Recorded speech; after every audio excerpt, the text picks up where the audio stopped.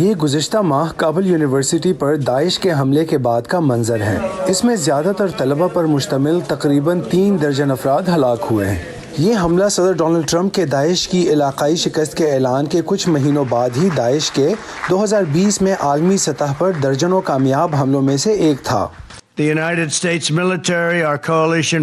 امریکی فوج، ہمارے اتحادیوں اور شامی ڈیموکریٹک فورسز نے شام اور عراق میں داعش کے زیر قبضہ تمام علاقے کو آزاد کروایا ہے۔ اس کا باضابطہ طور پر اگلے ہفتے کسی وقت اعلان کیا جائے گا کہ ہم نے خلافت پر 100% کنٹرول حاصل کر لیا ہے۔ شام اور عراق کے کچھ علاقوں میں داعش کی مزاحمت جاری ہے، جہاں وہ حملے کرتے رہتے ہیں، اور فرانس میں مزید حملے۔ فرانس افریقہ میں دہشت گردی کے خلاف لڑنے والے چند مغربی ممالک میں سے ایک ہے۔ مبصرین کے مطابق داعش کی خلافت کے خاتمے پر دہشت گرد گروہ کی بڑھتی سرگرمیوں پر بہت کم اثر پڑا ہے۔ مجموعی طور پر جب ہم افریقہ میں اسلامک اسٹیٹ کی سرگرمیوں کو دیکھتے ہیں تو وہاں کامیابی حاصل کرنا مشکل نہیں۔ وہاں اس گروہ کے لیے سرگرمیاں جاری رکھنے کے مواقع موجود ہیں، جیسے مقامی تنازعات جس میں اس نے خود کو شامل کیا ہے۔ واضح طور پر مغربی اتحادی افریقہ کے تنازعات میں الجھنے میں کوئی دلچسپی نہیں رکھتے۔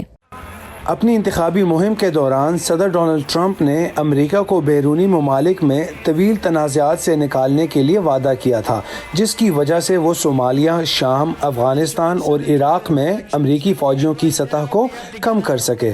لیکن عراق کے شمالی تیل سے مالا مال متنازع علاقوں میں کچھ ماہرین نے متنبع کیا ہے کہ دولت اسلامیہ پہلے ہی مقامی باشندوں اور عراقی فوج اور شیعہ ملیشیا گروہوں کے مابین اعتماد کی کمی کا فائدہ اٹھا رہی ہے جو ان کی حفاظت کے لیے تعینات ہے۔ عراق کی مقامی سطح پر سیکیورٹی اور عدالتی نظام میں نااہلی اور بدعنوانی کے خلاف ایک بنیادی ناپسندیدگی موجود ہے، اور داعش ان علاقوں میں جاری شورش کا فائدہ اٹھا رہی ہے۔